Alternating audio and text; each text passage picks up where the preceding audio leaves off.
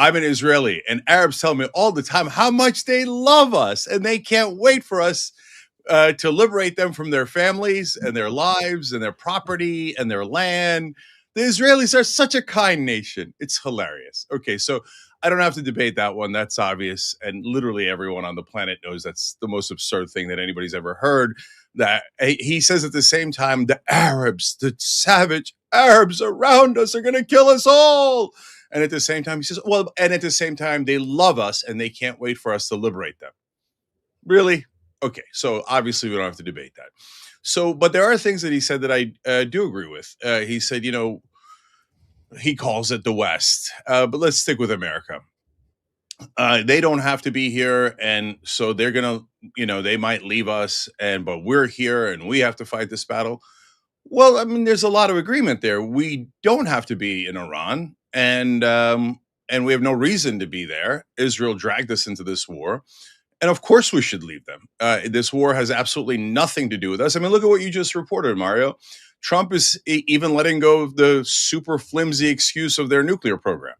That was an excuse all along. That's why they got out of the JCPOA. Now the Americans are saying, we don't even really care about that. We just want to get back to a situation that was pre-war, right? Because, this war has absolutely nothing to do with us except for the fact that the Israelis have bought 94% of our Congress and all of our presidents. So, it's a tiny little country of 7 million people with half the billionaires in the world, including Miriam Adelson and Larry Ellison. And then there's the Rupert Murdochs, who are radical Zionists for reasons no one can discern. So this tiny little nation that has most of the media, literally owns most of the media in the West, and owns 94% of our Congress. Oh, golly gee, I don't know why we have any influence at all, us little Israelis.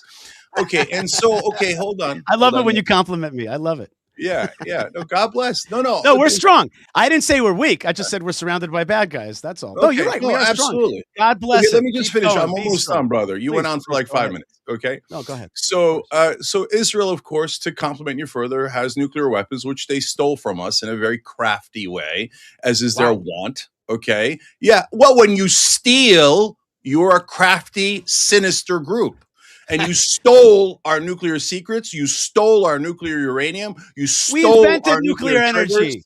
Okay, and you used it for nuclear energy. Hey, I thought I was going to get to finish. This isn't Israel where you get to bully everyone else.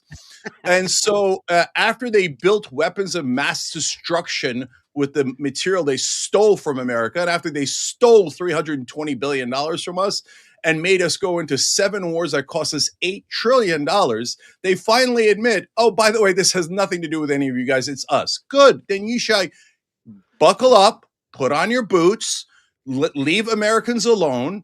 And I get it. You're going to keep going without war. And, you know, the world can root any way they like between you and Iran and whoever else you guys attack in your infinite mania and lunatic and fascist tendencies.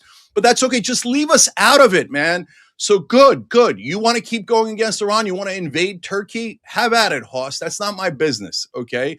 And, you know, and after you pick those fights and you lose those wars, then you'll come crying to us again. Oh, poor little Israel. We're being attacked. No. You start a war. You own a war. So good luck with Iran. Good luck with all of your neighbors. Just let us out of your evil clutches, so we could go on with our the rest of our lives, and here in America, spend money of our government on us instead of your fascist wars. That's all. We don't have a big ass. We just ask us for you to leave us alone. You're an albatross around our neck, and you've been drowning us this whole time, and now we're almost out of munitions. Thanks to the Israelis. Oh, you have to use all your weapons and all your money and all of your, caskets on us. Give us war. Good. F off forever and deal with your own stupid, disastrous wars. All right. You done? I'll let you respond to all your points. I'll add a question to it. Actually, respond to the points. You know, Mario, first thing I want to tell you for giving me my evening's entertainment,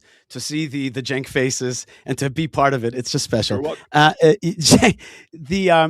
Cenk believes in a few things. He believes in defunding the police, defunding ICE, and defunding Israel. He wants to get rid That's of literally all not the, true. excuse me, he wants to get rid of all the things that protect America and Western civilization. He wants to get rid of the he just things. said, but sorry to interrupt. He just said now defunding the police and defunding ICE. You can clear the and defunding Israel.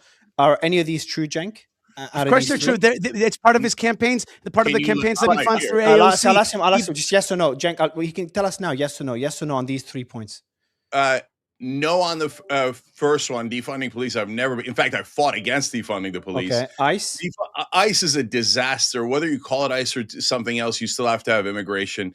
And defunding Israel is a hell yes. Defund Israel, not another dollar. Why would we give the Nazis money? It's insane. Go ahead, Yishai. Thank you. But in fact, he does through his various campaigns. And by the way, I want to tell you, I don't want to compliment you, but you are a successful man in the stuff that you do, which. That's the way of the world. But he does believe in defunding all the stuff that defends Western civilization, and he will allow. What happens is like this: the progressive liberal wing of the Democratic Party, of which he is leading the charge today, it really wants to get rid of all the stuff that makes up American and Western society. He wants to get rid of the history. There's no more pride in the history. He wants to get rid of the forces that defend from jihadist immigration. Basically, he wants to get rid of all the masculinity, all the stuff that defends against. And then what happens is it's a coup. And that's exactly what the Red Green Alliance is. The Red Green Alliance is progressivism and then jihadism. And that's exactly what's happened, and that's what the Mamdani is. What is he? He's a communist jihadist. What was Obama? A communist jihadist. What's the new guy in Michigan? Communist jihadist. So basically, Cenk is the communist part of the communist jihadist. Of course, it's not a secret where he comes from, and so right behind him is jihadism, and that's what he wants to bring. And notice, by the way, there's a proof for what I'm saying.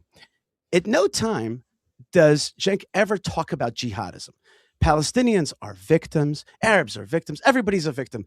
But there is no Hamas charter in his lingo that talks about destroying Israel. There's no Iranian will to destroy Israel and to destroy the West. He hides that because he makes the whole thing into a little progressive argument that these people are poor people. Can I do a Cenk? These people are poor people. Oh my God, they're like, they have nothing. And no matter how much food, no matter. So I'll Yishai will have. Sorry, your internet is back. Sorry. No matter how much, just on the, no matter how much food or videos of food come into. Yeah, I'm just going to cut you off just because you cut out. That was my Cenk. Was it good? It was good. It cut out when you were doing your Cenk. I want to ask you about the. Could it just be that Cenk? Is Cenk's focus mainly? No, but could it just be that he doesn't want the US to support Israel full stop? Nothing to do with jihadism, nothing to do with supporting jihadism, nothing to do with defunding liberal values. Is it possible that it doesn't mean you agree with it, but it's not. He just doesn't want the US only to support Israel? Look, I would, I could in theory believe that. But in the end, as I said, he hides the jihadist narrative out there. He doesn't tell you the story of what these people really want. And so therefore, he doesn't tell you what the war is really about. He doesn't tell you the threat to Western democracy. He doesn't show you what's going on. And he's supporting candidates that want to undermine the U.S. and want to undermine American democracy. So at the end, it actually, if you want to see it that way, the way I see it, you see a kind of puzzle coming together, which is they want to undermine these folks, the AOCs and all the others. They want to undermine the Jewish story because that's the Jewish people are like a Jiminy Cricket of Western liberal values. They're out there telling the helping America have a moral compass. He wants to get rid of moral compass. And by the way, speaking of that, reminds me, the ultimate discussion that we'll probably get to at some point is like the conspiracy theories of Epstein and this Jew and that Jew, and the Jews are conniving and tricky. So two things on that. Number one is that we, the Jewish people, have had much experience with this kind of lingo. We know all about, what do you mean nobody said? We control 94% of Congress. You said it 5 minutes ago, you funny.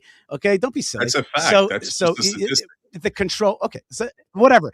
We know your facts. Your facts are there. They're geared in order to be smart to the Jewish people. It's a classic control. The Jews control everything. But another quick question. Sorry, but the funniest, just another question. Go ahead. Yeah, I want to finish this one point. Let me just finish this one tiny point, and I'm with you. I'm sorry. The big conspiracy theory of them all, you don't believe, Mario, sadly, you don't believe it so much either. And that big conspiracy theory is that God is bringing the Jewish people back to the land of Israel. Remember, I got the rabbi side as well here, right? That God is bringing the Jewish people back to the land of Israel. When I was born, there was 3 million Jews. Today, there are 7 million Jews in the land of Israel. We're being ingathered. Jerusalem is being rebuilt and reborn. And billions of people around the world recognize it and see that miracle. That's the conspiracy theory, not the stupid Epstein bullcrap. The real story is the return of the Jewish people, the miracle. And that's exactly what we stand for. We stand for building. We stand for light. And our house of prayer, when we build that third temple, is going to be a house of prayer for all nations, not like in Mecca. Okay, it's going to be a house of prayer for all nations. All people will be able to be welcome to pray to the God that resides in Jerusalem. That's the conspiracy theory. Especially the last one, the ideological aspects of this. Yeah. So we just had a hilarious 10-minute conversation guessing at my opinions when I'm right here and making up a whole bunch of them. Okay. No. I was telling people the truth about what you hide. Okay. I'm sorry. Go ahead. All right. So there's so much to respond to there. The last one I actually agree with. So he says, we're all coming to Israel. That's because you weren't there in the first place and you're a settler colony. Thank you for proving my point. And since so many more Jews are coming into Israel, they have to displace their neighbors. That's what Israel's done since 1948. They only had 6% of the property at that point. And now they have well over 100% because now they're into southern Lebanon, they're in southern Syria, they're attacking Iran, they've got 70% of Gaza. So it's a settler colony that keeps expanding and expanding by importing people from Europe and other parts of the area. And then he brings up religious fundamentalism. Okay, so that's hilarious. So he accuses me of being a very secret jihadi. It's true, I'd have to be very secret about it because I left religion altogether, including Islam.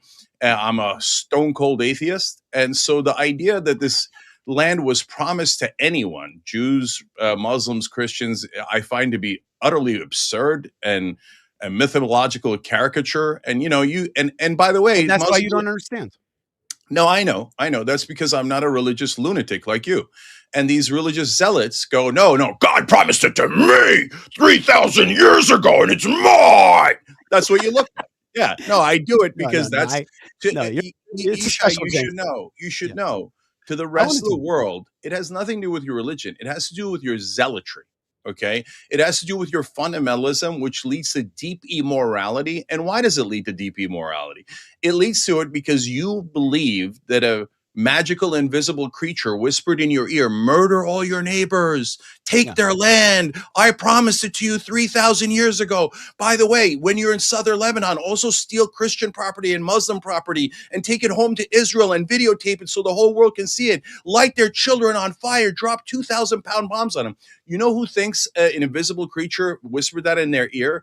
Lunatics. You guys should be locked up. How foolish you sound. It's amazing. Okay. How unregional. Everybody in the region is watching you right now is saying, this man is not of us, not the Muslims, not the Christians, not the Jews. You're a foreign entity. Yeah. Because you're not of our region. You don't speak so which region. And now nobody agrees with what you just said. We have an interruption again. Let me ask you guys. I want to go to.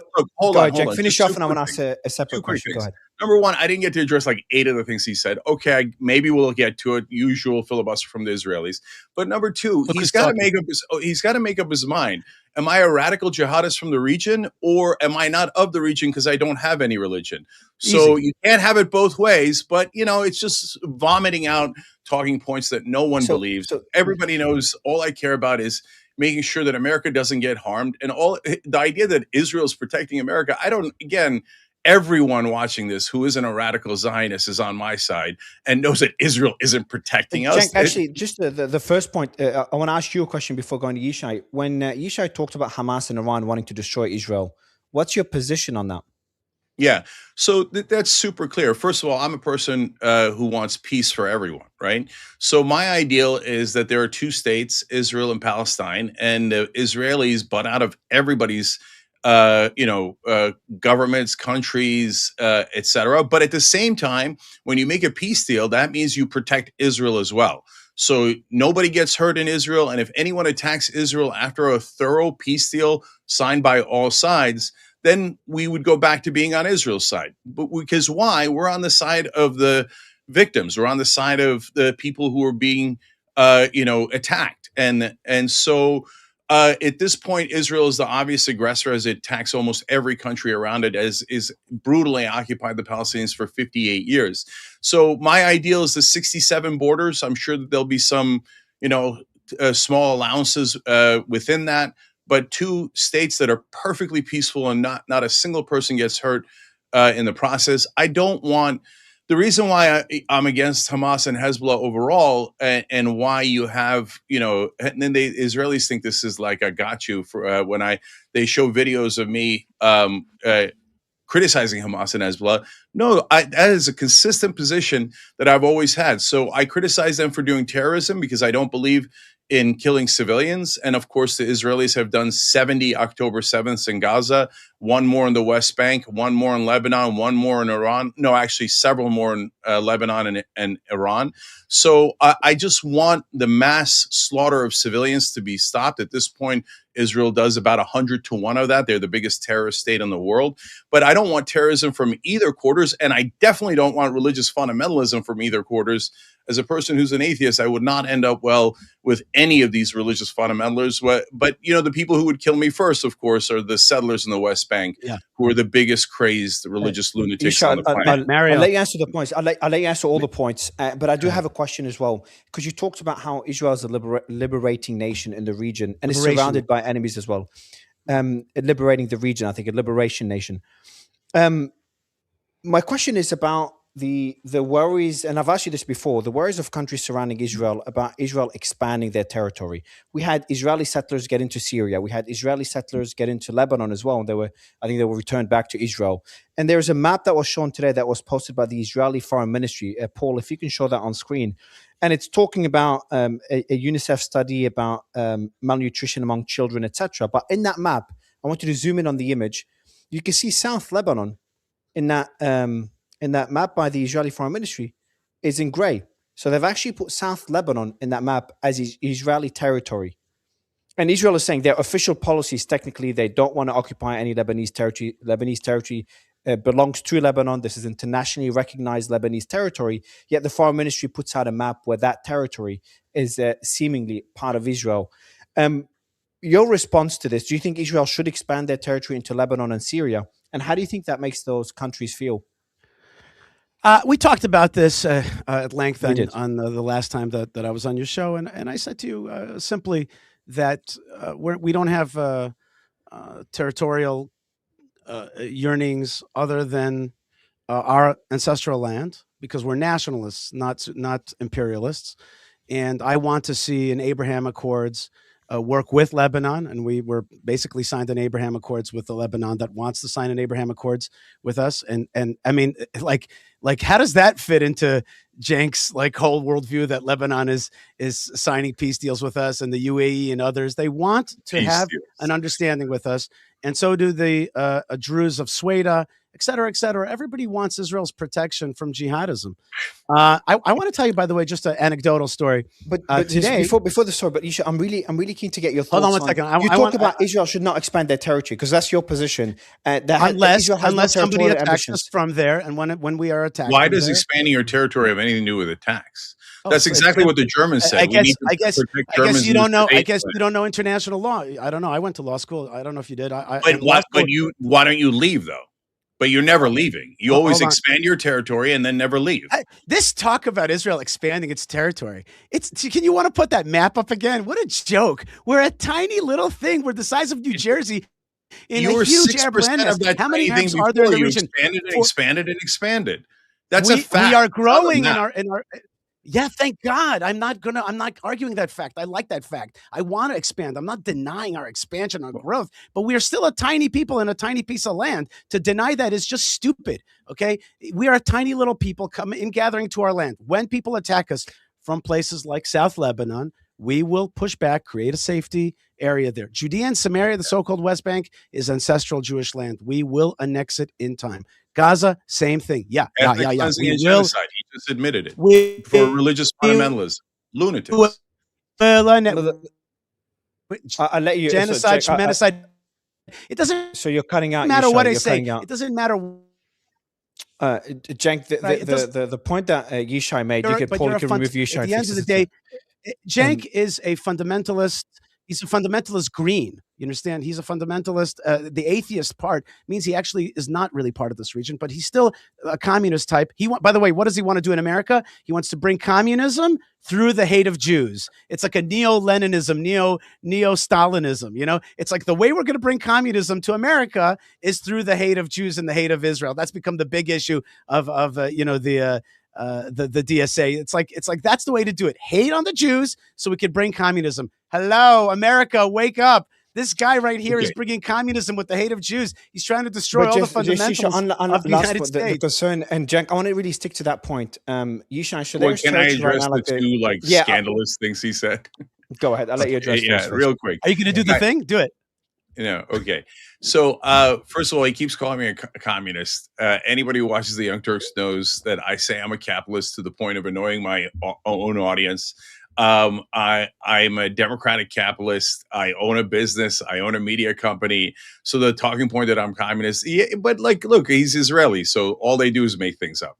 And then on the idea that I hate Jewish people, it's hilarious. I have Jewish family. I've had nothing but Jewish friends. And I need everyone that's watching to understand something that's really important. You hate Jewish power. Yeah. You hate Jewish power. Yeah. Hold on. Let me just, okay. So Jewish Americans are nothing like the Israelis. And so I'm obsessed with protecting our Jewish brothers and sisters here in America. It's a different culture. Here in America, we all grew up as Americans. It didn't matter if we came from Turkey, Egypt, Israel, or wherever we're from. And most of the Jews in America aren't from Israel. And so in Israel, unfortunately, they got into this bunker mentality that you see from Yishai, which is everybody hates us just because we're Jewish and everybody's going to kill us. So we have to kill them first, right? That's not Jews here in America at all. And most of the 63% of Jews in America are opposed to the current Israeli government. Mamdani is more popular among Jewish Americans than Netanyahu is. So I want everybody to know this isn't about Jewish people at all. And if all you do is hate other people based on their religion, you miss the point entirely. Our job is to break the cycle of hatred so we can get to peace for everyone. Okay, now that my real position's out there, we can continue. Now, on the territorial point, Isham, I'm going to ask you that question. So the concern that you remember we talked last time about that cycle of violence. So Sheba Farms, for example, is a territory, I think it was initially Lebanese and Syrian territory. And then after the war decades ago, Israel won that war and that territory is under Israeli occupation. So you've got Hezbollah and different factions within Syria fighting Israel for that territory. If they lose again, because yes, Israel is a small country, but also a very powerful military. Israel wins, they capture more territory. And then those groups fight for that territory. Israel wins, they capture more territory. So when does that stop? When does that cycle stop? Where Israel's capturing territory because they win and the other side is fighting to gain back that territory?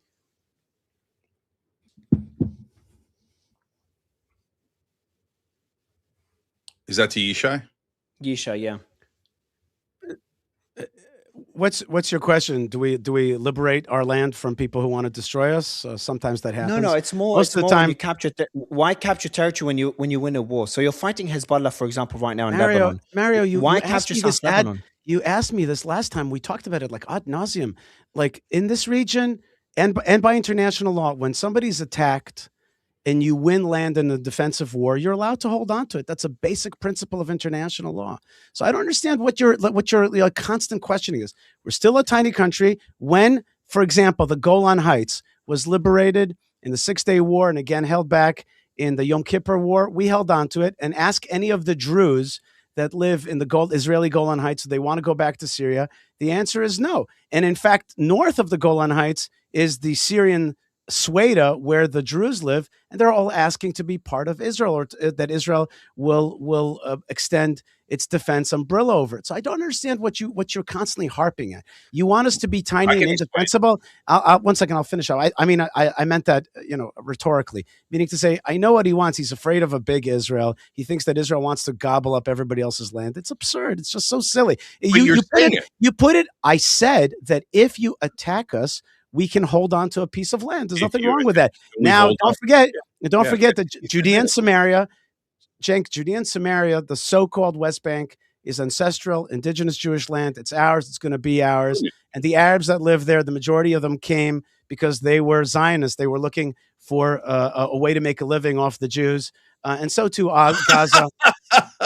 That's right. Read history. I'm glad I make you happy. You make me happy also. Okay, so now let me address that. So, I mean, guys, that's why, Mario, that's why I said I don't really need to do these debates anymore, because it's hilarious. Like, you'll see that, like, there's, other than the Zionist bots, there won't be a single person who agrees with Yishai. Actually, although now he's saying things that are true, so there are portions that we agree with. He says, yeah, we're expanding. And when he says, oh, when they attack us, wink, right? Nobody attacked you from the West Bank, and you're carving up the West Bank as we speak. And in fact, you're calling it Judea and Samaria. I'm living in the West Bank right now, baby. Right now, as this broadcast is going. Okay. Proud of it too. Okay, so proud of it. Proud settler, buddy. Yeah, that means he's a religious lunatic. He escaped from a mental institution to come do this debate. So the settlers believe that an invisible creature whispered in their ear to murder the people in the West Bank, call it Judea and Samaria, and steal all that land. The problem is there's millions of people there. So right now there's 5.5 million Palestinians between the West Bank and Gaza Strip. Israel has taken 70% of the Gaza Strip. As you're hearing from Yishai, they're not going to give up any of it. And they've now squeezed over 2 million Palestinians in Gaza into a concentration camp. That's about the size of 30% of Las Vegas. And that's after they dropped the equivalent of 13 atomic bombs in that tiny little area, the size of Vegas, okay? And so now they're saying that, no, the West Bank, we're going to drive out. I mean, and then not only is he saying we're going to drive out all the Palestinians and or enslave them forever, but we're going to turn that into Israeli land. But then the last part was the funniest part, which then makes it so crystal clear who's telling the truth and who's not. First of all, by the way, as you've seen throughout the debate, I've just given you facts and stats, and he said made up things about how I'm a communist and a jihadist. So because they got nothing left. And at the end, the hilarious one was, the Arabs came to the West Bank to become Zionists. Like, if you believe that, there isn't anything that means you're already in a Zionist cult.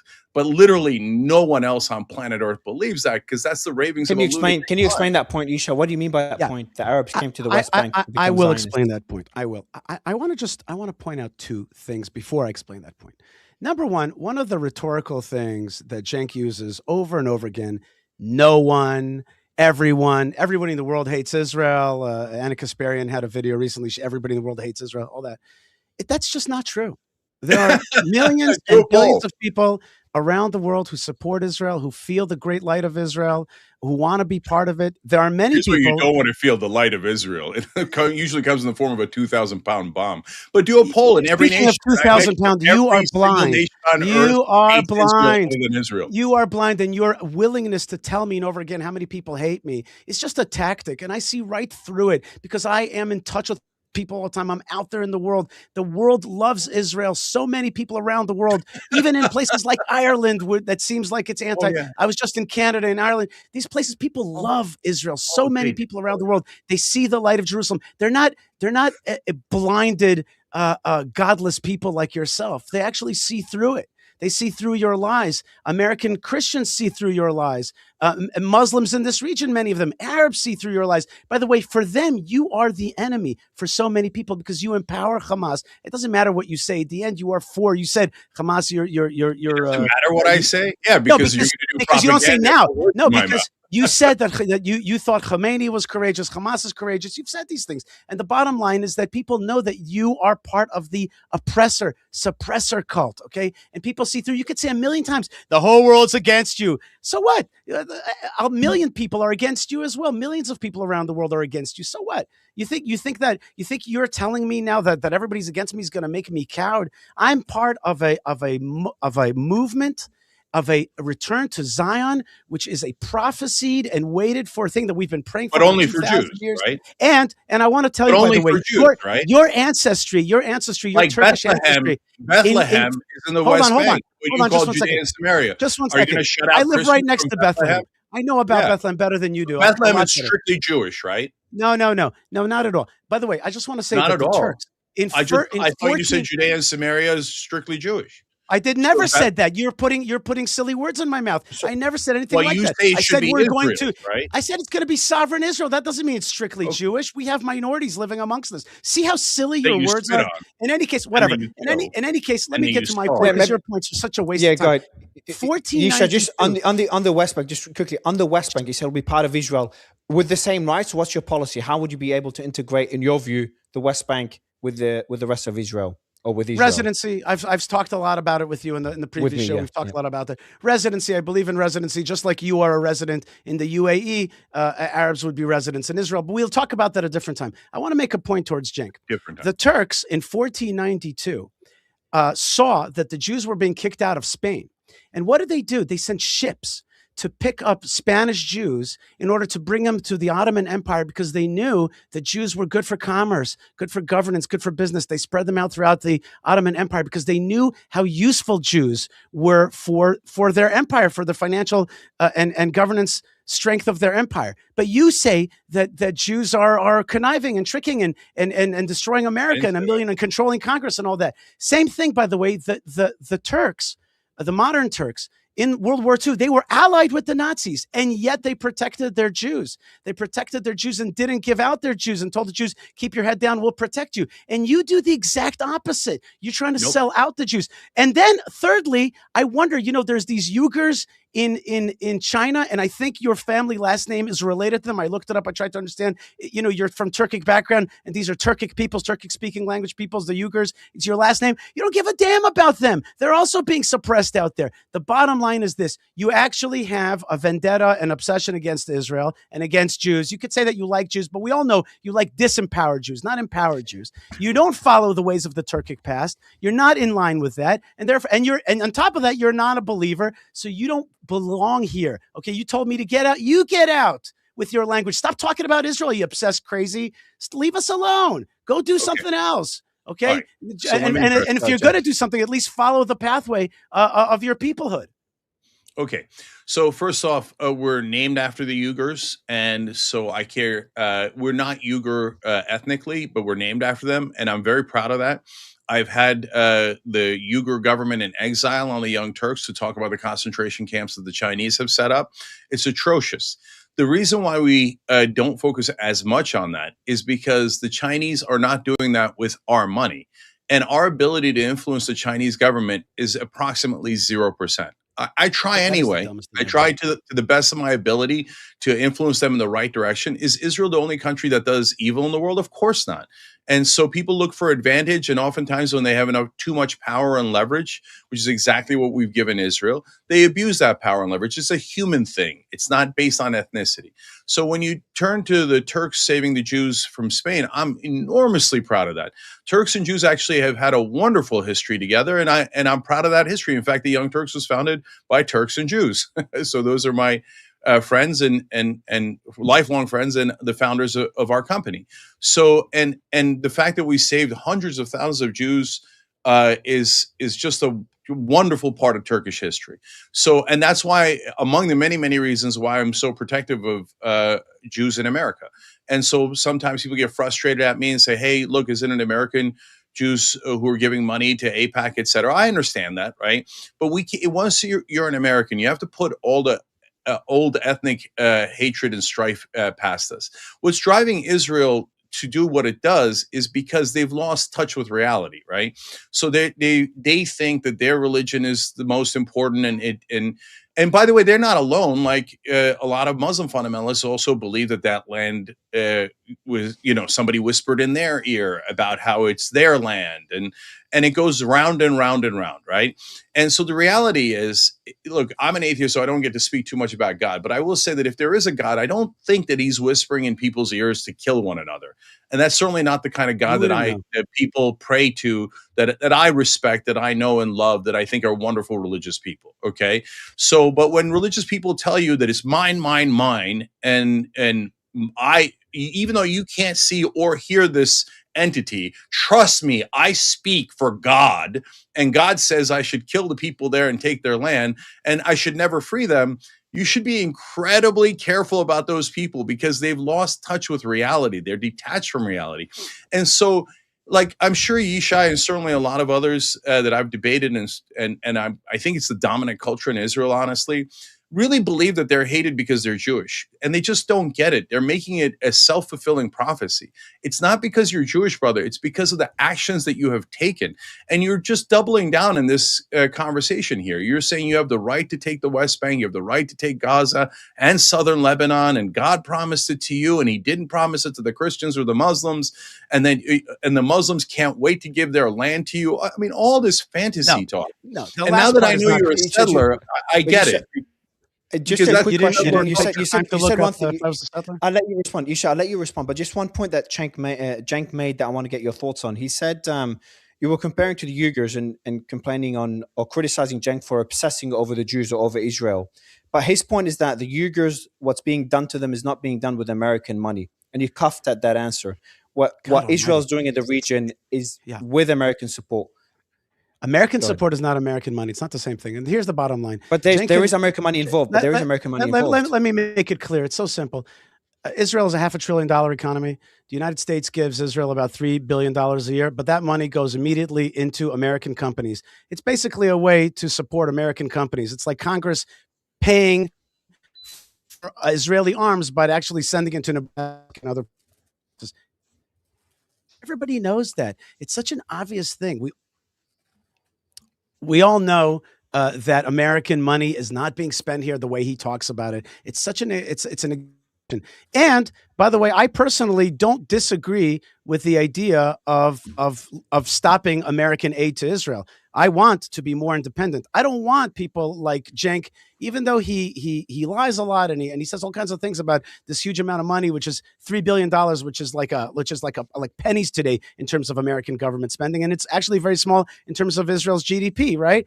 And it goes anyway into American companies. Everybody knows that. But I myself also would like to see the end of that assistance because I want Israel to be more independent. I've always wanted that. I've called for that for years. Now Netanyahu is saying that it could be finished in 10 years. I've said immediately, let's get rid of it now. Let's stop with this $3 billion so that people like Cenk cannot accuse us of these lies anymore, even though this money goes back into America. Who needs it? You know, it makes way too much trouble. Okay, I don't, and I, by the way, would like to diversify our arms.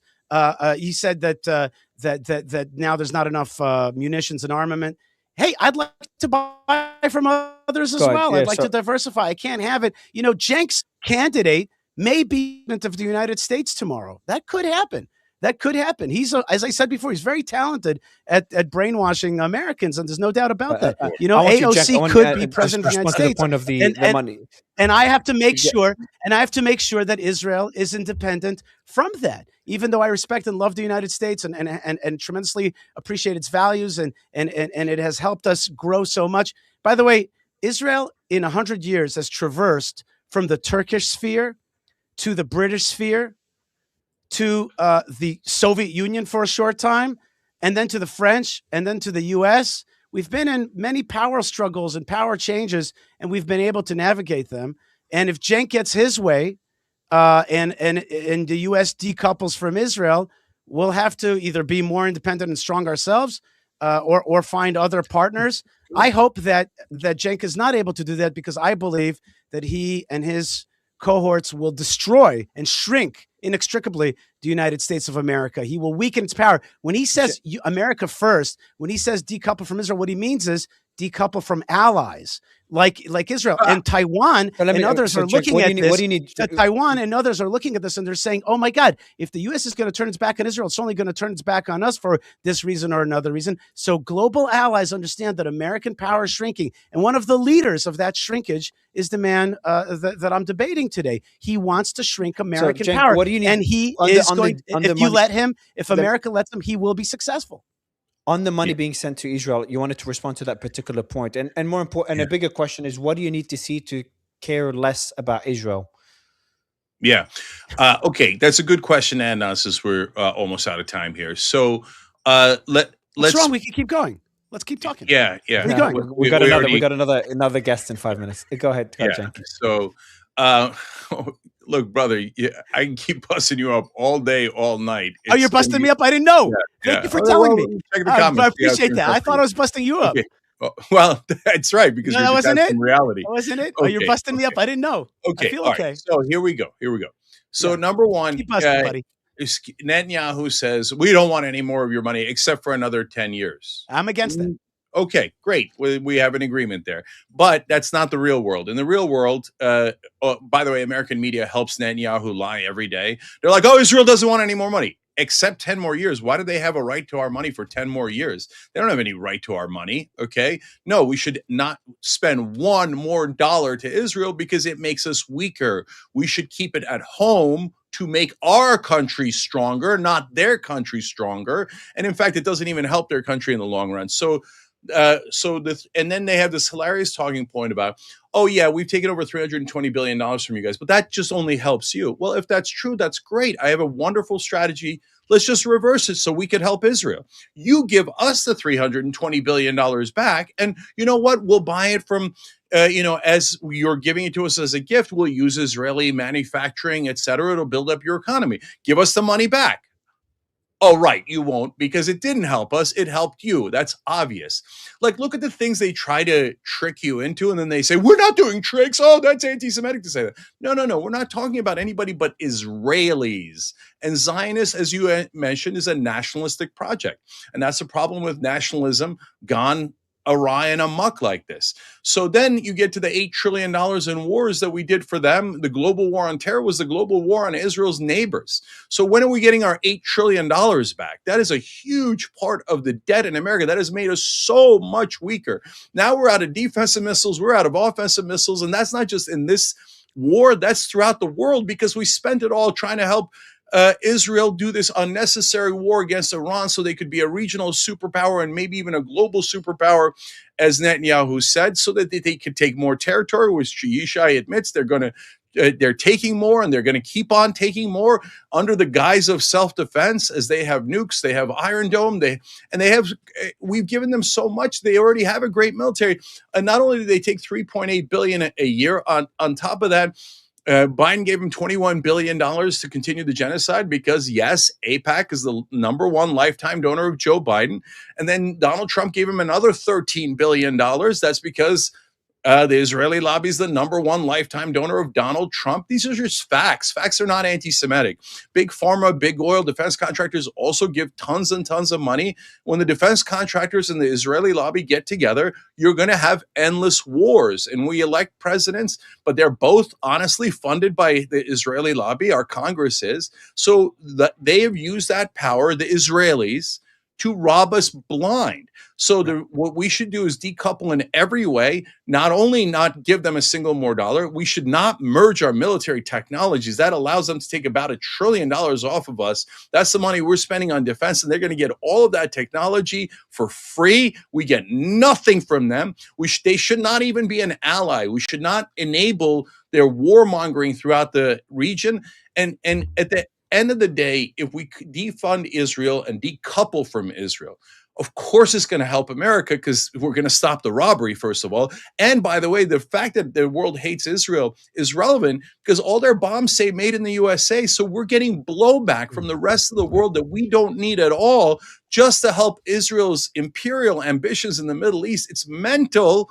And then, of course, it helps the Palestinians, the Lebanese, and everyone else in the region get to peace if you stop enabling Israel's worst instincts. But finally, it would also actually help Israel if they could snap out of this mania that they're in. Fascism goes throughout the world. It was in Germany. It's now in Israel, but it's been in many places. It doesn't have to do with religion or nationality. It has to do with power dynamics. And right now we have aided and abetted Israel's worst instincts and gotten them to attack and kill so much. Let me answer all this crap. I'll let you answer. Yeah, Mario, I'll give you time to answer them. Okay. Right. So since their worst instincts were enabled, now they've gotten all of the region to hate them. And what happens when we decouple from them? And then at that point, they're a country of 7 million who started wars all in the region. And then there's some chance they're going to be in trouble, but you didn't need to do any of that.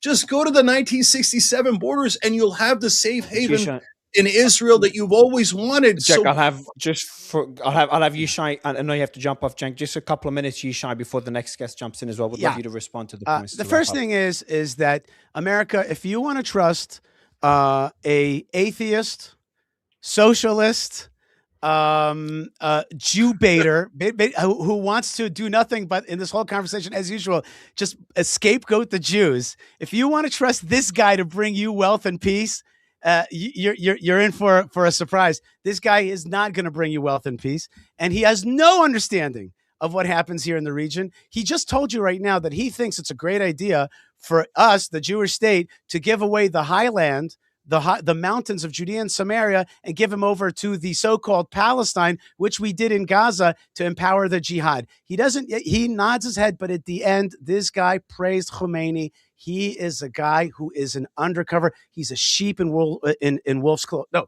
he's a wolf in sheep's clothing. Okay.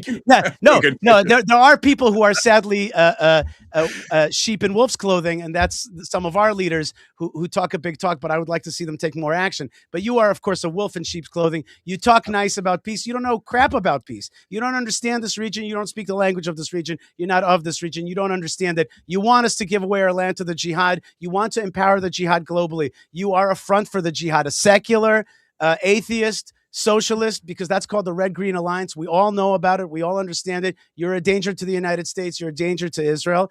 And all of your scapegoating of the Jews is all a lie. The Jews have been a blessing to the United States. Israel's been a blessing to the United States. Israel defends the United States. And that's why people like Marco Rubio calls Israel the aircraft carrier, the front aircraft carrier for Israel against jihadism, against Al-Qaeda, against ISIS, against Hamas, against Hezbollah. These are America killers. These are the Iranian regime. And you stand as their defender in a soft way, in your wolf in sheep's clothing way. That's the way you do it. And you're see-through. You didn't batter me up. You showed again and again your endless lies. And I want to tell you something that you may or may not understand. And I don't care if you do. Am Yisrael Chai. We will be here. We'll be here with a third temple. We'll be here making medical innovation. We'll be here giving rights and decencies to Arabs around here. We'll have tourism around here. We'll have water desalination. We'll have education. We'll have roads. We'll have them today. Today I was in a hospital for my kid. Okay. And today I saw Arabs getting treated. IVF for Arabs. It doesn't happen in Arab countries for Jews. So we do it. And that is exactly the light of Israel. And we shall defeat you.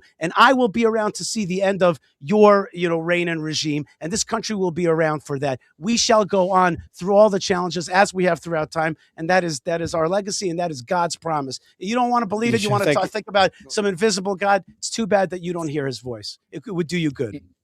Yishai, Cenk, so pleasure to have you both. No one is whispering no invisible person is whispering in my ear, kill people, kill people. It doesn't whisper kill, it says bring light from Jerusalem. Too bad you can't see it. The light of bombs. Anyway, our positions have been crystal clear. Thank you, Mario. Appreciate it. Cenk, thank you for your time. Yishai, thank you for your time as well. Thank you, Mario. Thank you, gentlemen. Shalom. All right, guys. Aaron David Miller will be live with Brendan Weicker in a couple of minutes for the next interview. So you'll be with Brendan Weicker and Aaron David Miller